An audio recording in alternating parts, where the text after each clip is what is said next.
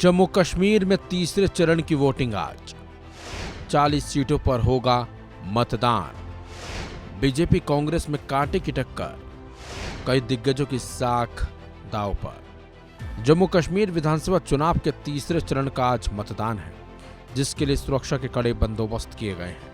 आखिरी चरण में 40 सीटों पर मतदान है। इन 40 सीटों पर 415 उम्मीदवारों की किस्मत का फैसला 39 लाख से ज्यादा मतदाता करेंगे। पाकिस्तान बॉर्डर के आसपास के इलाकों वाली सीटों और बूथों पर सुरक्षा के ज्यादा कड़े इंतजाम हैं। इस फेज में जम्मू क्षेत्र की 24 सीटें हैं तो 16 सीटें कश्मीर इलाके की हैं। इस तरह जम्मू कश्मीर की सत्ता का फैसला करने वाला ये चरण माना जा रहा है। जम्मू वाले इलाके में बीजेपी और कांग्रेस की अग्नि परीक्षा है, तो उत्तर कश्मीर वाले इलाके में नेशनल कॉन्फ्रेंस और पीडीपी को इंजीनियर राशिद और सज्जान लोन की पार्टी सियासी चुनौती बन गई है। इतना ही नहीं, इस चरण की सियासी बाजी जीतने वाले दल के हाथ में ही राज्य की सत्ता की चाबी लग सकती है। इसलिए सभी दलों की साख दांव पर लगी है। जम्मू कश्मीर के अंतिम चरण में जम्मू रीजन में जम्मू सांबा, कठुआ और उधमपुर की 24 सीटों और कश्मीर संभाग के बारामूला, बडगाम और कुपवाड़ा की 16 सीटों पर वोटिंग है।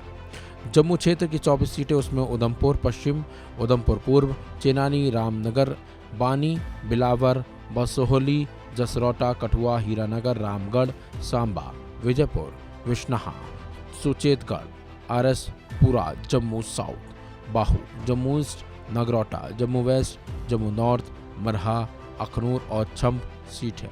इस चरण में जिन दिग्गज नेताओं की साख दांव पर लगी है, उसमें कांग्रेस के दिग्गज नेता और पूर्व उप मुख्यमंत्री ताराचंद और निर्दलीय चुनाव लड़ रहे मुजफ्फर बेग भी शामिल है।